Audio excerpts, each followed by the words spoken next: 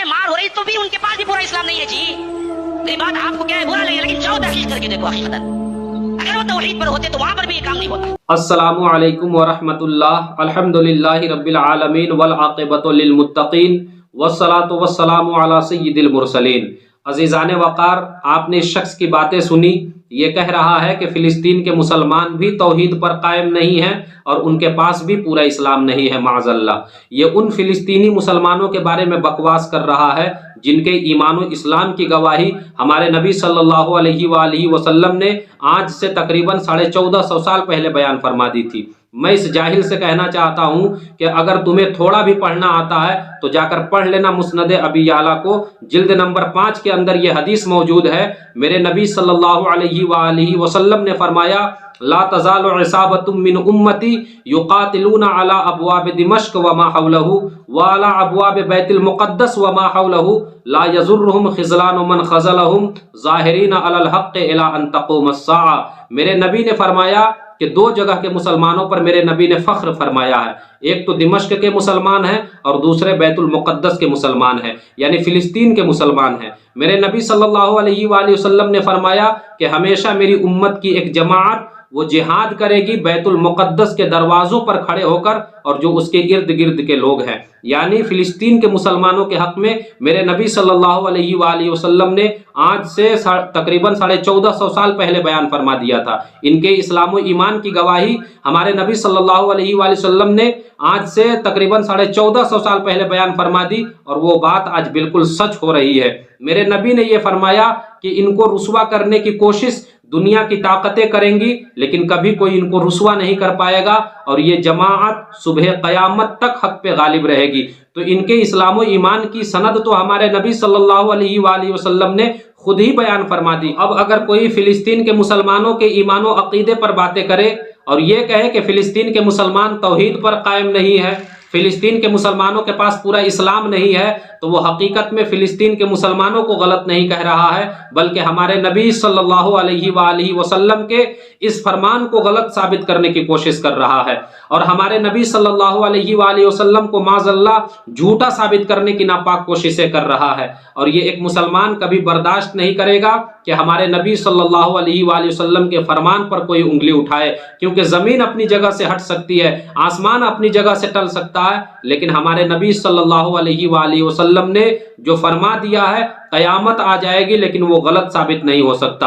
और जब हमारे नबी ने फरमा दिया है कि फ़िलिस्तीन के मुसलमान सुबह क़यामत तक हक पे गालिब रहेंगे, ज़ाहिरीन अलल हक़्क़ इला अन तक़ूम अस्साअ, कि सुबह क़यामत तक ये जमात हक पे गालिब रहेगी, तो हक पे गालिब रहेगी क्योंकि हमारे नबी ने फरमा दिया है। और ये लोग कहते हैं कि ये तो सिर्फ सुन्नी और देवबंदी वहाबी करते हैं, हम देवबंदी वहाबी क्यों ना करें। इनकी यही हरकतें हैं जो हमें बोलने पर मजबूर कर देती है। इनकी हकीकतों को कौन नहीं जानता। इन वहाबियों की हकीकतें दुनिया से छुपी हुई नहीं है। और मुसलमानों, आपको मैं बता दूं, हमारे नबी सल्लल्लाहु अलैहि वसल्लम ने फरमाया कि मेरी उम्मत 73 फ़िरकों में बटेगी, जिसमें से 72 फ़िरके जहन्नम में जाएंगे और सिर्फ एक ही फ़िरका है जो जन्नत में जाने वाला है। तो आपके पास 72 टोलियां आएंगी आपके ईमान व अक़ीदे को लूटने के लिए, आपको गुमराह करने के लिए। आपको अपने ईमान व अक़ीदे को महफूज रखना है तो मसलके आला हज़रत को मजबूती से थामे रखें, ताकि इन वहाबियों देवबंदियों से आपका ईमान बचा रहे।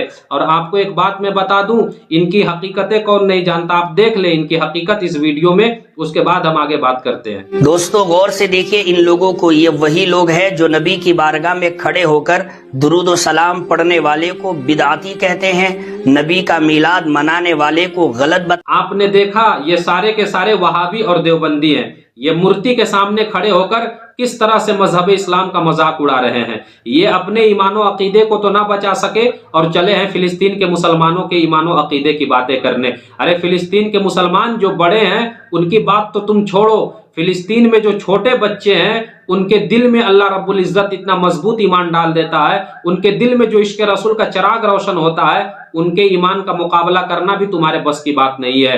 तुम और तुम्हारे जितने भी जमात के लोग हैं उन सारे के ईमान को एक पल्ले में रखूं और फ़िलिस्तीन के मुसलमान के बच्चे का ईमान दूसरे पल्ले में रखूं, फिर भी मुकाबला नहीं हो सकता। वो तुम्हारी औकात से बाहर के लोग हैं, उनकी बातें तुम ना करो।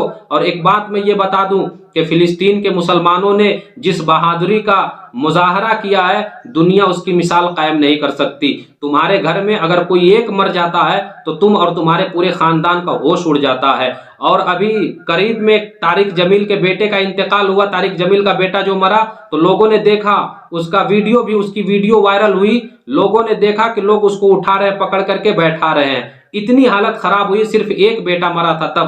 لیکن فلسطین کے مسلمانوں کا جذبہ دیکھ لو اس ویڈیو کے اندر کہ فلسطین کے مسلمانوں کے دلوں میں اللہ رب العزت نے کس قدر مضبوط ایمان رکھا ہے، وہ بالکل مستحکم پہاڑ کی طرح ہے، چٹان کی طرح ہے جسے کوئی ہلا نہیں سکتا۔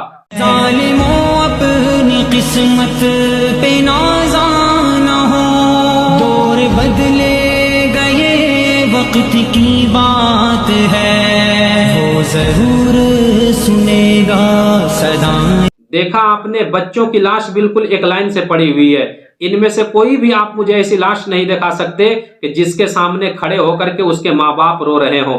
ماں باپ کی میں کیا ہی بات کروں، ماں کو تو دیکھا گیا کہ وہ مصلے پہ بیٹھ کر کے خدا کی بارگاہ میں آنسو بہا رہی ہے، اور باپ کو دیکھا گیا کہ وہ سرحد پہ جا کر کے دشمنان اسلام کے خلاف جنگ کر رہا ہے، اپنی جان کو اللہ اور اس کے رسول کے لیے قربان کرنے کے لیے تیار ہیں۔ تو ان مسلمانوں کے جذبے کو ہم کیسے پہچان سکتے ہیں؟ ان مسلمانوں کا جو جذبہ ہے، ان کا جو ایمان ہے، یہ صرف ہم تھوڑا بہت محسوس کر سکتے ہیں، صحیح سے اندازہ ہم نہیں لگا سکتے کہ ان کا ایمان کتنا مضبوط ہے اور ان کے دل میں اللہ رب العزت نے کس قدر صبر ڈال دیا ہے۔ اور تم ہو کہ ان کے ایمان و عقیدے پر انگلیاں اٹھانے لگتے ہو۔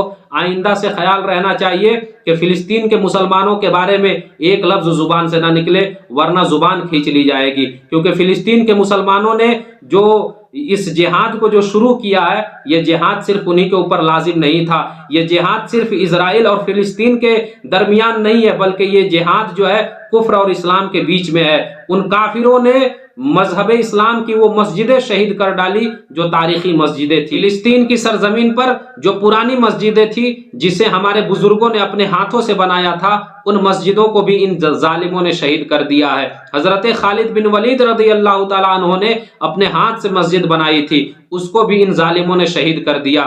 حضرت صلاح الدین ایوبی رضی اللہ تعالیٰ عنہ نے اپنے ہاتھ سے مسجد بنائی تھی، اس کو بھی ان ظالموں نے شہید کر دیا، اور اب یہ ٹارگیٹ بیٹھا کر کے رکھے ہیں کہ مسجد اقصیٰ کو، بیت المقدس کو شہید کریں گے۔ تو یہ صرف اسرائیل اور فلسطین کے درمیان یہ جنگ نہیں ہے، بلکہ یہ جنگ کفر اور اسلام کے درمیان ہے۔ اگر تم سپورٹ نہیں کر سکتے تو خدا کے واسطے اپنی زبان سے ایسے جملے نہ نکالو جسے بعد میں اگر وہ سنے یا دیکھیں تو وہ فلسطینی مسلمانوں کا دل ٹوٹ جائے یا انہیں تکلیف ہو۔ تم خاموش بیٹھے رہو اپنے گھر کے اندر۔